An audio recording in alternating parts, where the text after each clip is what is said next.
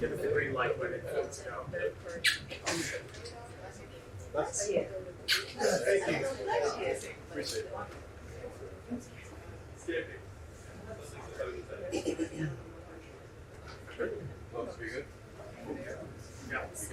Okay. Well, hello everyone, and welcome to the Film USA Pavilion. And my name is Petrov, and I'm the Festival Director of World of Film International. Great to be able to pronounce my festival at the start. And thanks very much for coming today, and full house. So I'm really, really thankful for sharing your time, your precious time in town with us. And first of all, I'd like to just do some quick housekeeping. If you guys are wanting in and out, please be mindful of that door because it tends to be quite noisy. And just shut it so we don't get the background noise from outside. And then also, I would like to thank first the USA Pavilion for hosting us, and their sponsors, Glasgow, Misfit, and also obviously Stage 32 for putting together today's panel on authentic stories, diversity and inclusion in the film industry. And so Stage 32, for those who are new to it, is one of the largest educational platforms in the film industry and is facilitating educational content for the Marché Film, for the Pham, for many other platforms, for Netflix as well. And so please sign up if you haven't already. They have about 3,000 minutes of live content already that you can watch and stream, and keep producing more every day. So thanks very much for joining us, and thanks to all my lovely panelists here. And I will introduce you one by one, and then you guys can take the word and say a few more words about your projects and what you're doing, and what brings us all here today, which is obviously diversity, inclusion, and promoting it even more. And actually, we had this conversation briefly yesterday. Are we actually doing steps forward, or are we doing one forwards and 10 backwards? We'll find out. So first, Thien, thank you so much. And Thien's a producer, and your company is 3388. And then we have Piera Vallentine, and a filmmaker, scriptwriter, musician, producer. Am I forgetting anything? Everything. And stories. Here to tell us about her new project, Ostracized, which is very, very interesting.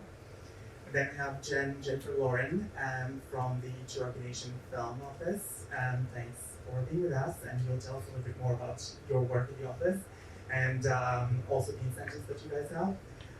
Andrew Vallentine, thanks for joining us today, and with your newly finished first feature, Managing Family. We just premiered at the Seattle Film Festival, and you'll tell us a little bit more about that and about the story. And Ramfis Myrthil, thank you so much. And producer with your production company representing it today here, you'll tell us a bit more about your work and talk about diversity and inclusion. So thanks so much. I'll let you guys take the word and introduce yourselves and say a little bit about what you do, and yeah, we'll take it from there. Yeah, let's start. Okay. We can start there. Okay. So we actually launched Ramfis Productions at Sundance early this year. We had this short film called Ricky there. It was made by a West Indian Caribbean man, Son Fred from the Virgin Islands. And what we do at Ramfis Productions is focus on stories around West Indian, Caribbean-led, stories, as well as queer-led stories, BIPOC, women, telling untold stories, marginalized voices, and we're a global company. We have our first, film that's under the Ramfis Productions brand coming out at Tribeca. We're premiering. It's a documentary around dancehall. It follows Saggy and Sean Paul. And we are currently shooting, we've been working on this for a couple of years, a documentary around what's been happening in Cuba. July 11, a couple of years ago, there's been insurrection. So both Jasco Group, James Cole in the building, is involved with both of those projects, as well as AJ Leon from Misfit. They're my partners at Ramfis Productions, and also Hyphen, which is a grant that supports West Indian filmmakers as well.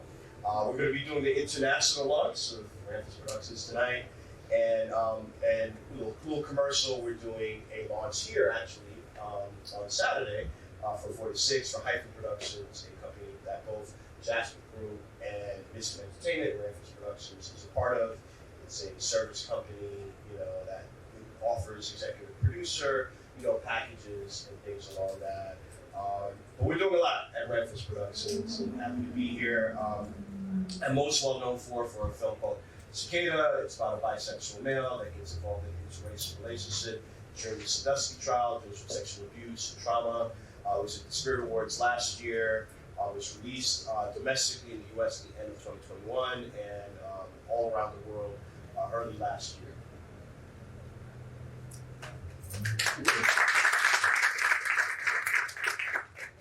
Hello, everybody. Andy Vallentine. Thank you all for coming. I am a filmmaker based in Los Angeles. I recently just premiered my film, The Vanishing Family, at the Seattle Film Festival. Zach Braff was the executive producer on it. It starred Emily Hampshire from Schitt's Creek and Nico Tortorella from Younger. It tells the story of a queer couple and their journey to become fathers, which mirrors my story and my husband who wrote the film.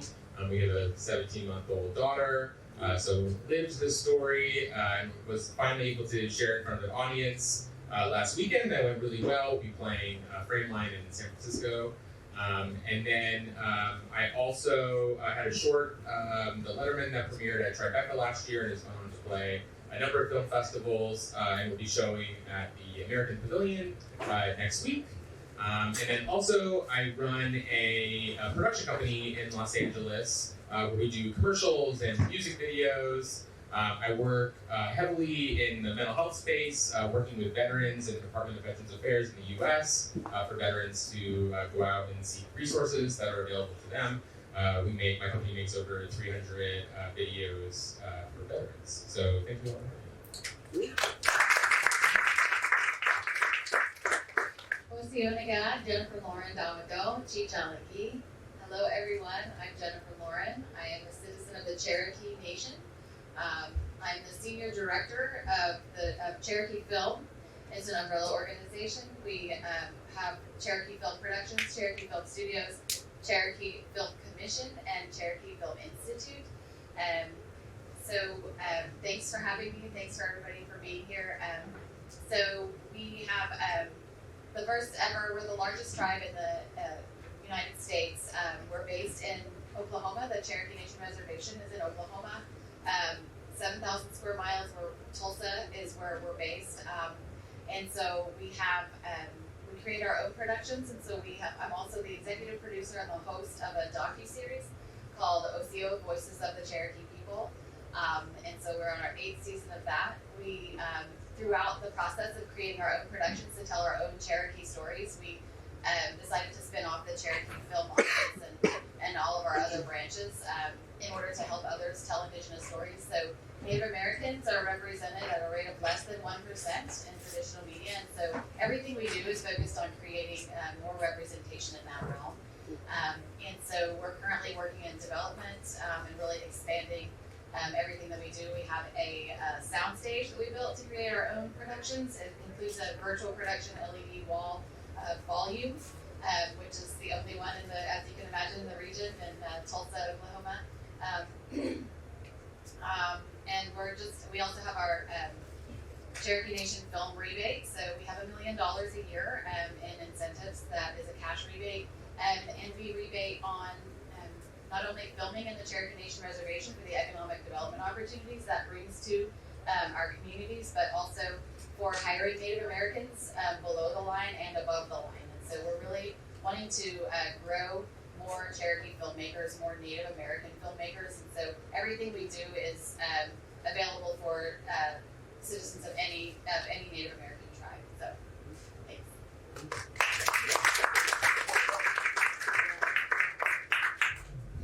Hello, I'm Piera from Wiel. It's lovely to be here with my amazing panelists, and thank you so much to Stage 32 and to the wonderful Martin.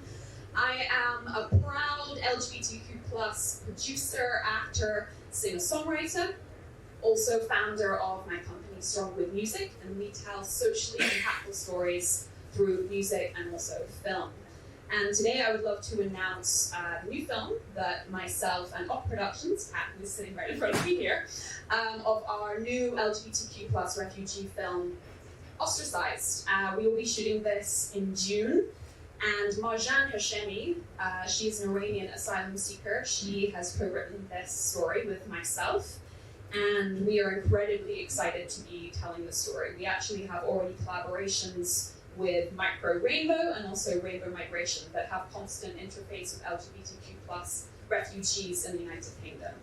A lot of the work that I've done is related to social impact, so I like to create films and also music projects that are trying in some way to change sort of some legislation, and we've actually had one of my projects being spoken about at the House of Lords in the domestic abuse bill. We've partnered with the United Nations Spotlight Initiative on focusing on ending violence against women.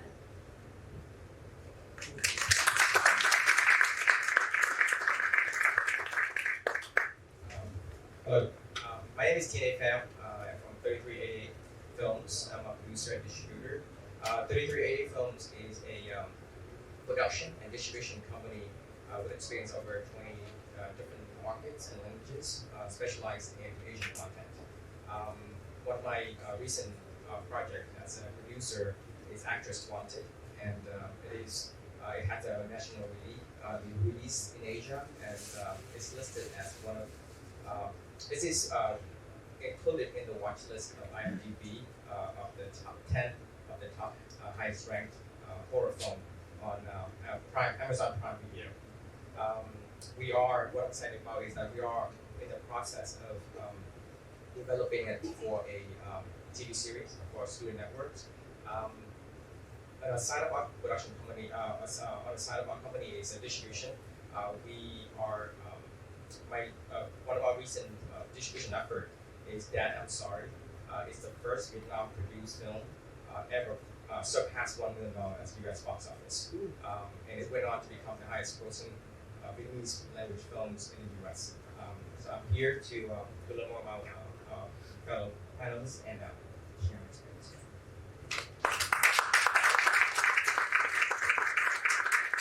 Thank you so much for that. We can use that mic over there, and then we'll share this one.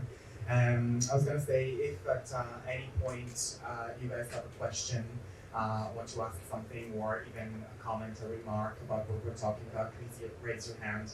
I would rather like to have you involved in the conversation rather than just leave the questions for the end, so please do so.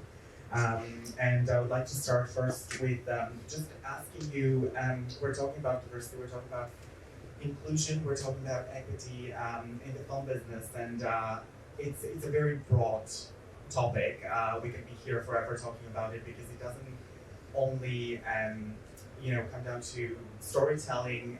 It is about production, it is about distribution, it is about festivals. I'm coming from a festival background from the exhibition sector, so we need to sort of encompass and think about all of these aspects when we're talking about one project being made and being released, and then also about the diversification in terms of audiences and how we're approaching different audiences and how we're educating our audiences as well to watch more films that are diverse, that are and opening up to different types of storytelling and filmmaking.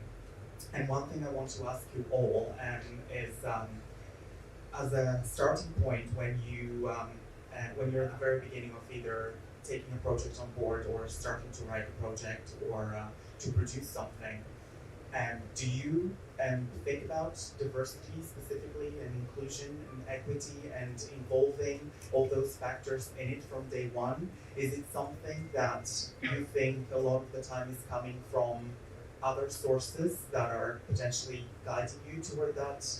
Or is it something that comes later in your process? And I want to find out also potential obstacles that you've encountered with that, whether that was from the beginning or whether it was later, and things you've learned in that process.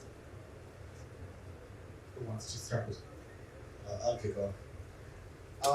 So I believe every film that I've done over the last few years, we've, at least on the crew side, it's been at least 50% women and people of color and specifically, I know like one of the films that we shot last year, a film called Treatment that Sutter was involved with.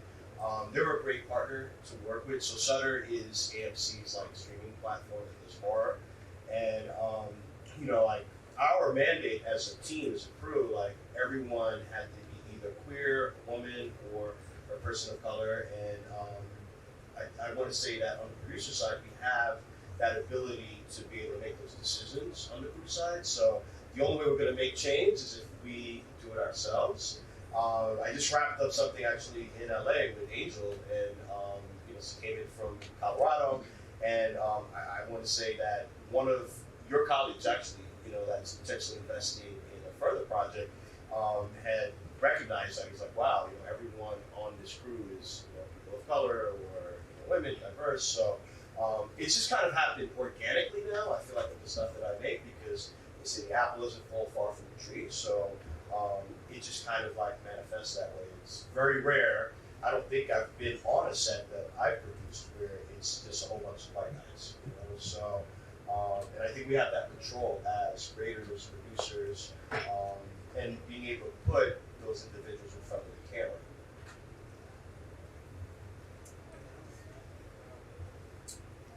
So what at 3380 Films, what we would like to do is we'd like to reframing the conversation and the perception of diversity. If we not see diversity as a checkbox or as an obligation, then I think our project is going to get a lot better. So for us, it's really start with the story. So if we choose a story or films or project that we want to do that kind of involve diversity aspect, then I think it will carry it out. Like it's going to force us to kind of hire crew member or talent in the diversity space. I've been on a project that's, we've been on hundreds of projects, and this many times, and actually most of the time, I really don't understand what the actor is actually saying, because we work in so many in-language projects or diversity project that it's just is, right? So in order for us to continue to do that, to be successful at those projects, we have to hire a crew that kind of understand the project. We have to hire talent or actor that understand the project or really embody that project. So the way I look at it is that if we can position diversity as a as a incentive or as a benefit, then we will be able to expand, unlock the potential markets, and we'll be able to expand the audience pool.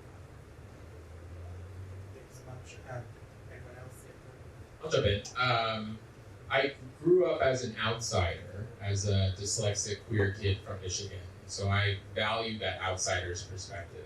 And so as a director and producer, when I go to assemble my team, I value that outsider's voice.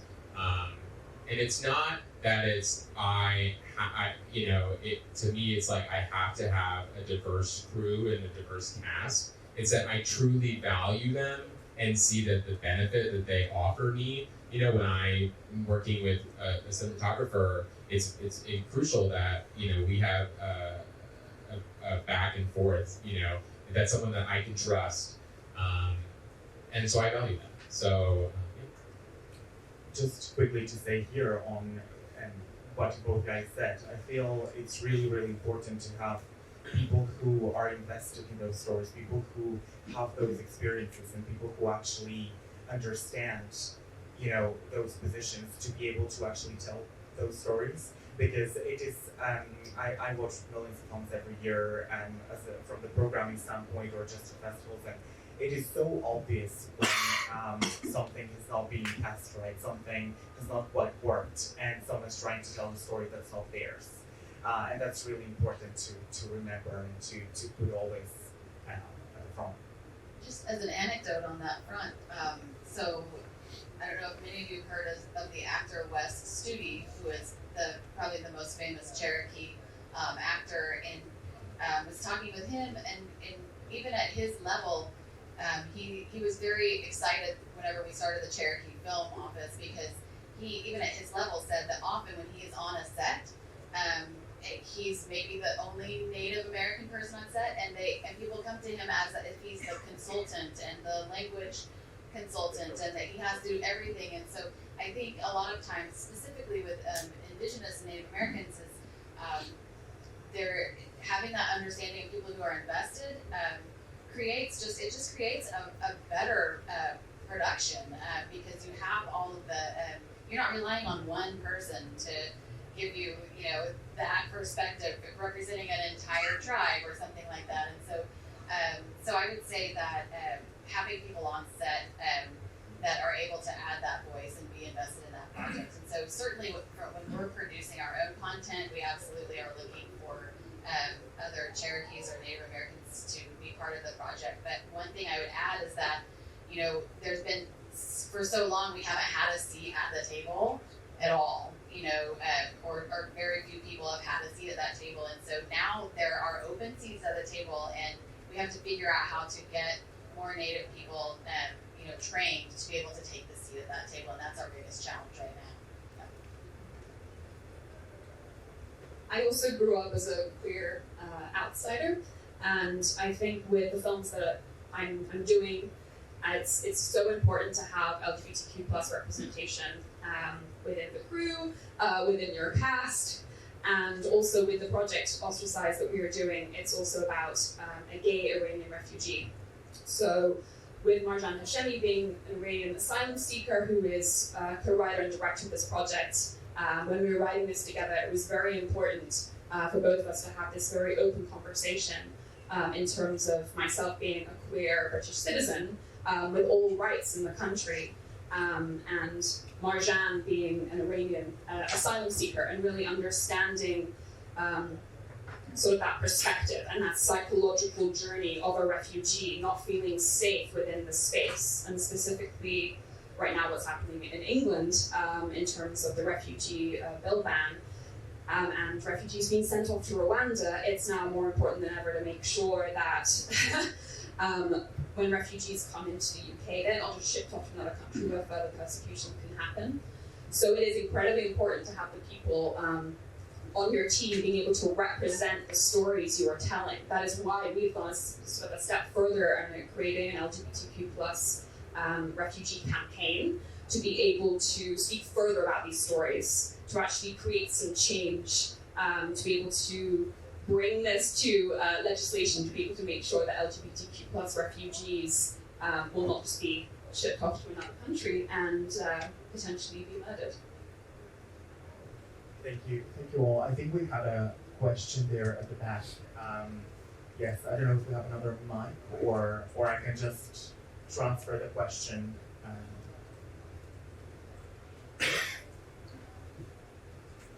Thank you so much for being here on this great panel. My question is, I'm a director, I work in New York City, on a production company. How do you guys, this is a question to everybody, how do you reconcile, in terms of principal photography and crew, finding the people that you think, or have you encountered, filling in the equity slots of the individuals that you want to be part of the crew, and there to be a difference between someone that you think is best for the job. I can tell you on my side, for owning a production company for 10 years, it has often been an issue where the people or an individual that I want may be just out of school, maybe coming up, but don't have the experience that I'm looking for, and it becomes then an issue of making that decision with your team. How do you each reconcile this issue? Thank you so much. Thank you.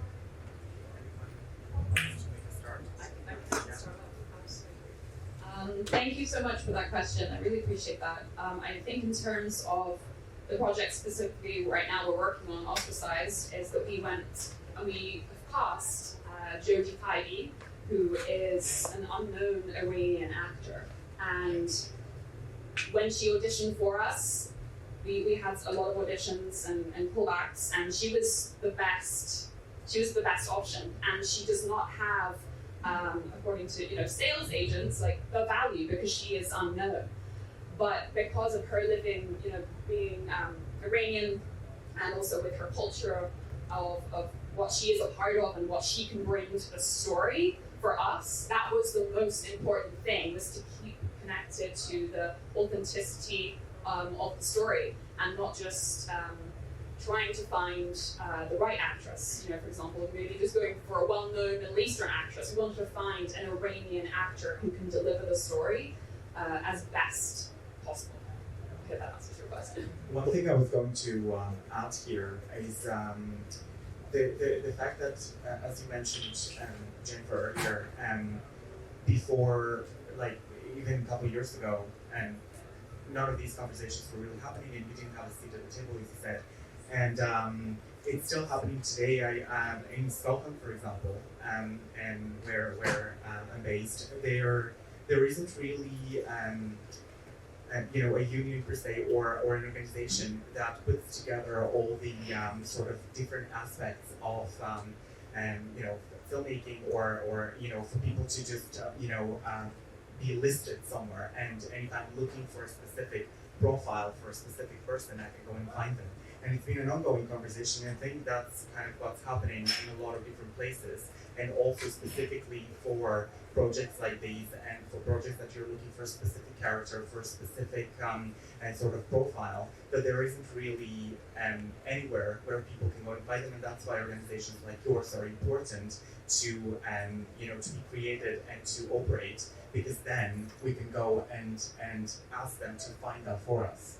Exactly. So one of the things we always heard when it came to Native Americans is that, well, we couldn't find any real Native Americans to play that role or to be on our crew. And so the very first thing we did as Cherokee Nation Film Office was create the first ever Native American talent directory, Native American crew directory, and Native American consultants directory. And so any producer in here right now, you can go to our website, cherokee.film, and you can see profiles of Indigenous actors and also crew, and we do require that they have professional credits to be in our crew directory. The other thing we do is there's a big disconnect between it's to say who is Native American, and so a lot of people anyone can claim to be Native American, and it's hard for producers to know if someone is telling the truth. Well, the last thing you want to do is hire someone who says they're Native American, and then after you film, you find out they weren't actually, and then you get all the bad press. We've seen that happen. And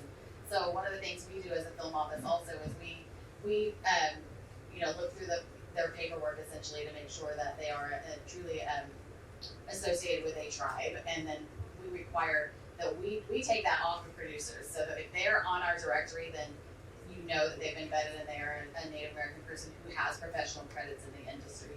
But our directories have been used by productions all over the world, in New Mexico and Oklahoma and Atlanta and LA, and so they're very popular, and it really takes away that excuse, if you will, of like we couldn't find anybody. Do you have any more comments before we? So if we talk about diversity in that sense, I think we can take a look at, for me, I take a look at two sides. It's on production and in the story side. So in terms of production and crew, I think it's just have really an open communication with your department heads. So to really have a conversation, because a lot of time, let's say I work with a DP or director, they tend to kind of want to work with a crew member that they really like. So if we can have that open communication and say, hey, you know what, I know you like that guy, but he's not as good in this position. You have that open communication with him and really have, or her, to have that conversation, then they're gonna start to choose a project based on that.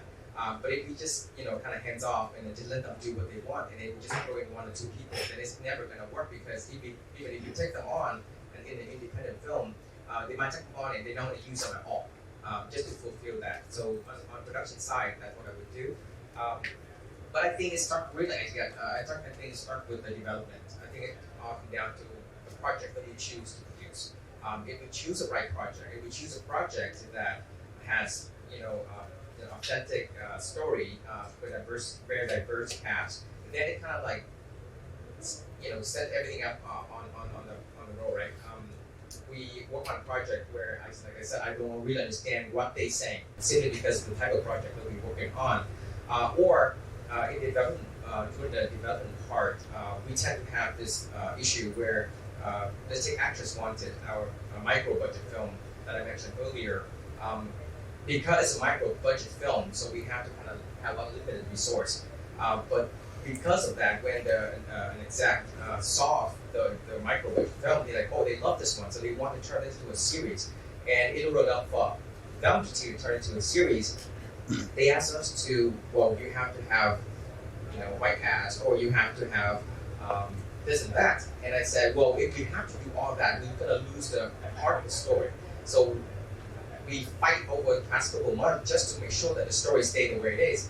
And the reason why I do that is not because we're not just diversified, but because if we don't fight for that story, we will become irrelevant to them. Because we have to choose a story that we are the only one that can tell the story. And when we do that, then we have full control over our project. Then, when we work on the project, we can do whatever we want as long as we turn out a great project. I think that's kind of tapping into the next thing that I wanted to discuss or ask you guys, whether you've had to compromise on a certain level while doing a project because of the potential outcome that was expected of how your project was expected to be, or whether you have to compromise internally so that you can target a certain audience in the end, so that your project is a bit more sellable. On the distribution side of things as well, and festivals, and how did you address those challenges, and did you manage to sort of balance it out in the end so that you can potentially achieve both? Great question. Speaking specifically about my film, The Managing Family, a lot of queer stories traditionally have been about the coming out process, which are, very instrumental to, queer people's lives. But I wanted to try something different, It felt that while those stories are still very important today, it was like, let's expand that and let's go and tell a story about a queer couple and their path to becoming fathers. And we definitely got initial pushback from that, from trying to find financing, in LA. It just didn't fit the mold of like what a queer film was supposed to be, and I think that, luck plays a big factor in Hollywood, where it just, we had kind of reached the end of trying to find financing. And my husband, we had those conversations about, do we pivot the script and do we address, the coming out process or homophobia more in the film? Is that what these people want from us? When we're pitching this, is that that's what they see as a gay movie? And I spoke about luck, and it just happened to be that like an intern at Management 360 like read the script, and then she got it to Zach Braff, who was like, oh, I want to help tell these types of stories, and Zach was able to identify with wanting to become a parent. So there was definitely, at least within my feature, there was the thoughts of compromising, and then we were, once Zach came on board, we were able to secure the financing, so I was able to go forward. This is kind of like a two-part from like the previous question and this. I believe it really starts from like the leadership level, from the top, down. So when you're hiring like a cinematographer that is a person of color or a woman, what ends up happening is that who's there first they see it, second they see it, with every department. So, what I've done across the board on every project, and even building my team like internally, I always want, yes, the best people, and I want diversity as well. But from a holistic level, asking like the right questions, you can see if like they're a right fit, in terms of the project, and obviously, skill levels. So for example, there was a project I was involved with, and the cinematographer we're going to go with, NYU grad, identifies as a Caucasian straight male, and he was the guy that we're going to go with. And at the time, we were working with Gersh, and they were really pushing for us to meet one of their clients. And we met with this young lady, and even though we had already made our decision, we're going to go with this guy. We looked at skill set, like she knew how to light black skin, which can be complicated. And even though we had made this internal decision to go with this guy, we're like, oh my God, she's great. She does a good job, and she did a great job. And she brought in her first AC was a Dominican man. The second AC was, I think, a Dominican or mixed young lady. And it just kind of just worked out, organically. So I feel like if all the producers, have the same vision, and also on the financing side, not every financier is right for a project, because if they're saying, hey, you have to have this, you have to have that, and they don't get the social impact, maybe element of the project, they're not right for the project. It's not a right fit. And it can be complicated. There was a project that I was looking at that was going to be shot in the Bay, had a huge clear star, and she fell out for personal reasons. It was a really big budget. And, for the numbers, it all made sense, with her. And the group that was financing, part of it, they're two queer women out of the Bay, and everything that they make, they want it to be female-led, and they want it to be represented the right way. But they kind of went through the list, and it got complicated. I don't know where they are with it now. So I've seen that happen too. All right, well, we want to go with this other, actress that would be great, but she doesn't have the value in the market, to be able to fund $4 or $5 billion movie, and there's pretty much it's either if we make it and we hire someone that's straight, we're not sticking to our mandate. So you know what? If we're not able to do it the way that we want to do it, we're just going to stop the project and find something else. So I've seen that happen, as well. Obviously, there's projects that really broke through, like The Inspection, which was an incredible film that won a Gotham Award and a NAACP award. And the one issue with that was that if you look at the box office, I don't know the exact budget, but it's a 7-figure budget. If you look at the box office, it wasn't strong, So I think that's something that we as filmmakers, we can push audiences to go. No guarantee on that, but that's where the change really happens, is with the distribution. A, to get the distribution, but B, at the box office. So if you look at something like Creed, granted it's a studio film, but the first one, everybody really rallied behind Michael B. Jordan. This is the film that made him a movie star, and then same thing with the last one that just came out a couple months ago, him directing, it was the best box office for the Creed franchise. But now he's bona fide, and he directs something people will go. So we need to do the same thing with all of these films. Unfortunately, Bros didn't do the numbers it should have done last year. It had the support. So when we come out with numbers, again, I'm going to do another example with Viola Davis. She really pushed, and everybody pushed The Woman King, and now they're going, let's make a franchise. Let's do another one. So we have to do that as a community, as audience goers, as filmmakers, to be able to garner the distribution, to be able to have people of color and queer and women have decision-making, ability to be able to, make that happen. That's absolutely true. I was going to say that all films that are being made have a place and have a community and have an audience. And it always comes down to who's placing those films and how they're being placed and how they're being put out there. And majority of the time, 90% of the time, is how these projects are being put out there and presented to the audience, how they're being branded, and if those distributors, those sales agents, and whoever's behind those projects are actually doing a research, knowing their audience, and finding the right audience for the right film, which is pretty much never the case, or at least with projects that are with a micro budget or projects from independent filmmakers. On more basically about the projects that you guys have sort of worked on, did you? I was going to check with you if you've had that conversation, if you've had that if you've urged your, the distributors or the sales agents you've worked with to potentially, take a different direction, potentially listen a little bit more and do a little bit more research into where that film belongs and how it's going to be placed. And that it's not only coming down to distribution, but also festival strategy, because a lot of films always find their way while they're in the festival circuit, and that's also really important a lot of the time.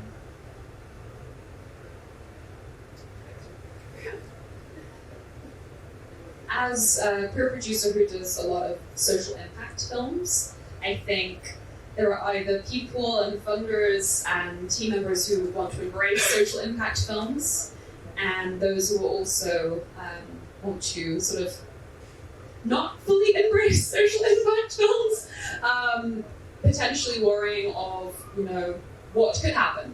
But I think that's sort of how we sort of position ourselves, is that the social impact that we want to create with our films that we're making is to create the change for good. So it's very important, coming back to having the right people that are on your team who are going to show up for the film, show up also for the social impact and the campaign that we're doing.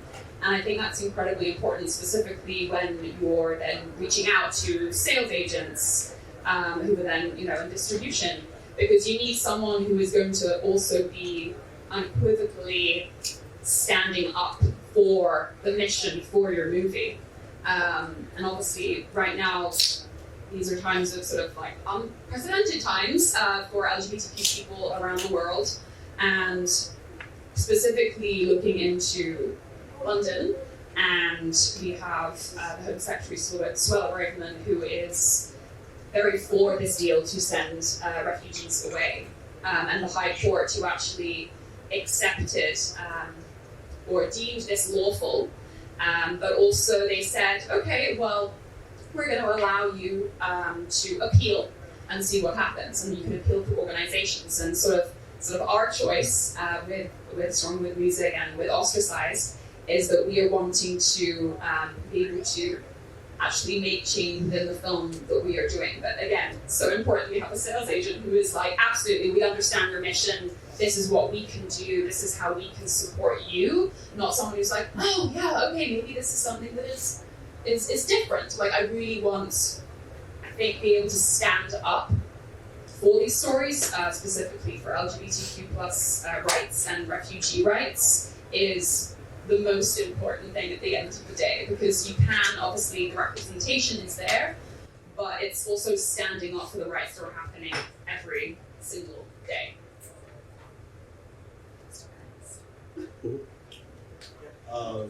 Yeah, I mean, I love the Film Collaborative. I've done 3 films with them, and before working with them, like, we met with all the major players, and for us, I think anytime behind a film, I want to work with a partner where it's 50-50. It's not their way per se, because as filmmakers, we know the film best, and we know how to market it, PR it. So it's kind of like a partnership. So typically with the films that I've made and that I'm making, there's multiple sales companies that we'll sit down with, and it's not necessarily always going with CAA or whoever, WME, but sometimes it's better going with a smaller shop, with a film collaborative, or with a bridge independent that really gets it and wants to help and support the project and the filmmaker. It's not all, obviously it's about the money, it's transactional, but that's not the all be all, and that we have a conversation, or we have a seat at the table.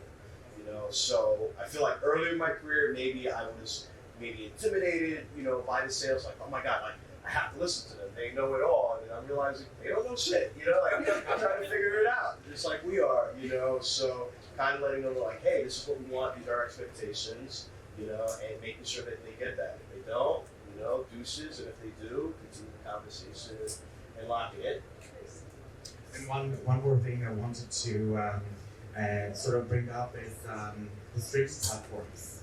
I don't know if you guys per se have had experiences with streaming platforms or someone you work with, but do we think that the streamers are, especially the big fish potentially in the game, are they helping with the diversification with all the content that exists there in those massive pools that they're creating, do we think that they're helping that conversation, or they're confusing it, perhaps? Do we have any? Well, I just work with Shutter, and and they've had a few queer horror films this year, and they were great to work. I mean, they're not Netflix, but they were great to work with, and they really let us do what we wanted to do. They did come back with notes and back and forth, so it's been a good, experience, overall. I feel like the indie division of maybe like Netflix, yes, per se, I'm not sure I would speak to, Apple and Amazon, to that capacity.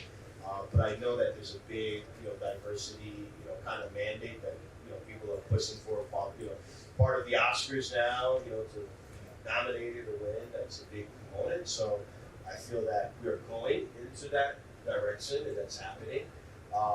It'd be nicer at a larger scale, like Rome wasn't built overnight. So I think it's going to take, some time, but people are interested. Some people are interested to just check off the boxes. So you have to look out for that. But there are, groups and organizations and funders that are generally interested. Like, is James still here? James Cole is, one of those guys. It's funny, I was at this festival in Florida, and we went, Christy was with me, we were watching this film, and I'm looking at the credits roll, I'm like, wait, is that James? And I'm looking up online, and I'm not seeing his name on the film, and I asked the filmmakers, is this James? Yep, it's the same James. And, so there are people like James that, he's doing, and his colleagues. I remember when George Floyd was murdered, all these things were happening. James is looking to invest in projects that can help, change the world. James is about the bottom line, the ROI, don't get me wrong. But at the same time, he was able to campaign and find other investors that wanted to change things in government. And this was a way that they can, because everyone watches media, So there are, angels in the world that, want to help change the world, and they want to use their dollars to, debunk everything that's going on. So, that's my response. Thank you. And Piera. I think in terms with social impact films specifically, I think there is still quite a way to go in terms with streamers. I think with social impact, specifically with films who are doing social impact campaigns, like myself, with Ostracized, there is a slight deterrent of, can we also publicly support this, like the larger organizations? And that's always the question. Well, if you do, then a lot more change can happen, and that would be so fantastic. So I definitely think with more social impact films, I think right now there's a larger focus on a theatrical release in terms of what can be done and the independent people who support you. But I would love to see that change within the larger streamers, because they are the conglomerates who can help us really make change. In terms of streaming, because we are one of our main businesses are into the theatrical space. So I kind of want to share about the streaming a little bit. I went to CinemaCon 2 weeks ago, and you can see that the two biggest streamers now that really focus on their attention back onto theatrical. That's Amazon and Apple Plus. So all their conferences now, they will be in theatrical first and then digital. And I think that that's how streaming. I believe that's how streaming should be. And for us to build momentum, I think the theatrical aspect of the film will be a lot more powerful. I don't think streaming can replace the experience just yet. I think the theatrical will enhance the streaming process. I think it's a lot easier to galvanize your audience and try to get them out and watch the film in theater to build that community before you put them to streaming. Because a lot of things happening with streaming is like, once you got on streaming, the excitement is over by the time you say, oh, it's on streaming. And because now you have to kind of get them to watch on individual basis. It's very, very difficult. But if we can get them, maybe not a wide release, but it's a few theaters, a few cities around the country, and you can start from there. You can start to build a lot faster. and that's exactly what we did. Not we, but everything all at once did. Right? They start very very small first, and then they roll it out, and that's how they build community. But if you throw that directly on Amazon or on streaming right away, I think it's gonna be dead. So I feel like for films like independent films to make an impact, I think theatrical aspect is something we should look at first. And also, I think on that note, I would like to mention, I think it's very important that we re-educate our audiences, and specifically younger audiences, about the films that they have access to and they can watch. Because younger audiences don't necessarily either have the funds or the ability or the access to go to festivals that have independent and diverse content. And majority of the time they end up being exposed to streamers content and more mainstream content and large distributor content, which is not necessarily what is helping that conversation to go forward. So by providing more access for younger audiences to go to festivals and to actually be able to see this type of content, then we'll be probably not having this conversation in 10 and 15 years, hopefully. I wanted to check before we wrap it up if someone has any questions of the audience. I don't really have a question. I'm gonna kind of embarrass Ramfis right now, and I'm just gonna ask everybody here. He's gonna get mad at me, but I'm okay with it. Today is Ramfis' birthday.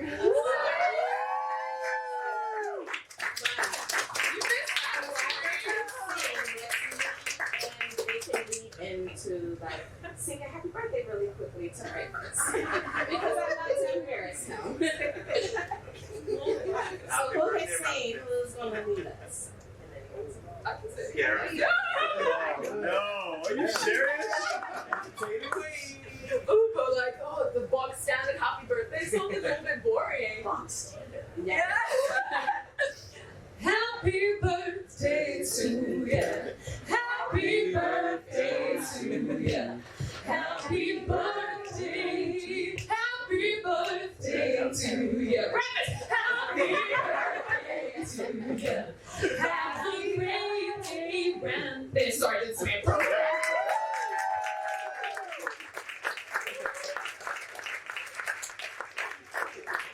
Thank you, Angel. I think we've got a little bit more time if someone wants to bring up anything else. You're okay.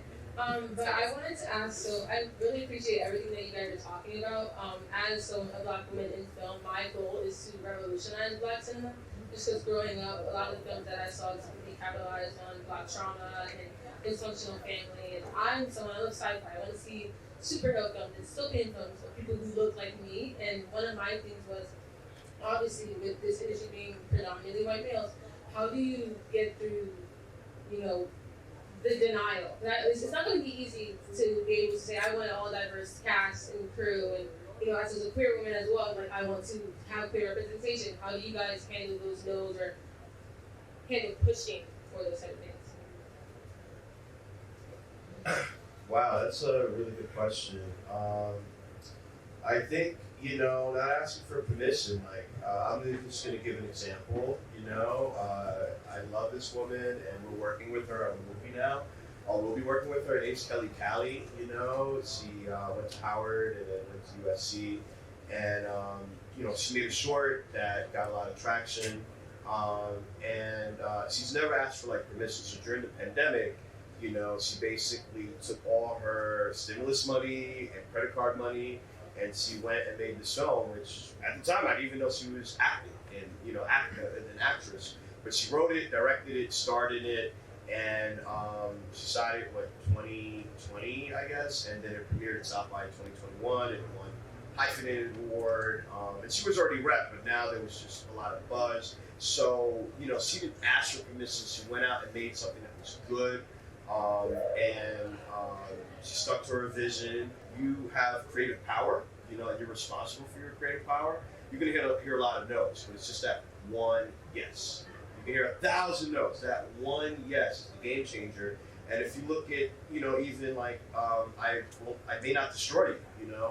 She was offered like a deal with Netflix, and her reps at CAA told her to take it. It's a great deal, and she's like, but I'm not getting any back end, and she wanted other things, and she ended up firing her agent, which most people would be like, what the hell, you're firing the CAA? She turned down the Netflix deal. Took her 6 months. She set up something with the BBC and then HBO, and then she won a freaking Emmy, and she got the right, direct, star. Got her back end, and she signed with, like, I think UTA or whatever. So it's having the confidence and not asking for permission, just going there and kind of doing it. And I want to say that we've all done that. That's why we have our careers and what we're doing, and I won this panel. Anybody want to add to that? Yeah, you just have to find those people. There's going to be very few people that are going to put, trust in you. And that's what's so hard, just because you just are constantly going to get hit with rejection. So when you do find that one person, you just go for it. One of the requirements from the financier was for my cinematographer, it was like, oh, you need to, someone had to have made a movie before, And I was like, oh, okay. Well, I made that decision. I'm going to go hire a queer woman to shoot the movie, she had shot another movie before, but still I went out and made that decision. So I kept true to my morals and to what I value as a storyteller. She was able to put on screen, parts of her own life, because that was the story from time. I would say as we're just getting into the process of development and developing Cherokee stories that I haven't looked at it as looking for yeses or dealing with no's. I really it's been very difficult to find what you're talking about, find the right people, and so I look at it as more of finding the right partner, not a yes, not a no, but where's my right partner? And so I've done so many phone calls and so many interviews with people who are like, oh yeah, I can do that for you if you want, blow it on the nail. That's not what I'm looking for. I want somebody that understands all the intricacies of what I'm trying to do, what we're trying to do, and is not only willing to take the time to ask the questions and learn really what we're trying to do, and then be invested in that, be a believer in that, and then being able to help us move forward, and then introduce us to other people who have that could become a partner in the down the line in the whole waterfall. So yeah, I completely will echo that. Finding the right partner, the person who's going to help lift up your story, and will say yes, and will ask the questions, and also want to learn more within themselves, and will sort of connect the dots to make something larger than it is. I think that's so important, because if you got all the no's, and Kat and I have definitely experienced that in terms of obviously creating Ostracized, this LGBTQ plus refugee film, a lot of people are like, yeah, I guess I could do that. I'm like, no, not at all. We need someone who is fueled with passion, who wants to be a part of the project for a reason. So I just want the thing that I like to do is again, want to reframe our conversation and perception. I think instead of trying to get into the party, we should try to create our own party. What's important to me is that we released Damn Sorry in the US. It was the #1 film in Vietnam. However, when it comes to the US, it's a comedy drama, and everybody said comedy drama cannot cross. But we broke $1 million at the box office, and at that time, studio execs actually emailed us to try to find out how we did it. We tried to find out, can we help them with their film because of the way that we release a film. So the way I look at it is be a rock star in your niche, and they will come. Thank you. And on that note, I just want to mention what you guys said there about potentially everybody working together. That's kind of at the core of it. We're not working against each other. We have to find those collaborators who encourage making stronger projects and helping each other, and call those friends who have suggestions to make and suggest their friends to come on board and to make things happen, because we know how difficult it is, and we know how many years people have to come to this festival to pull together one project. So I can see many familiar faces who have been doing that successfully over and over and over again. And one last thing, I want to thank again the pavilion before we wrap up, and then we will open up the conversation more outside. If you guys want to hang out and ask questions and talk about it, As I said, it's an endless topic.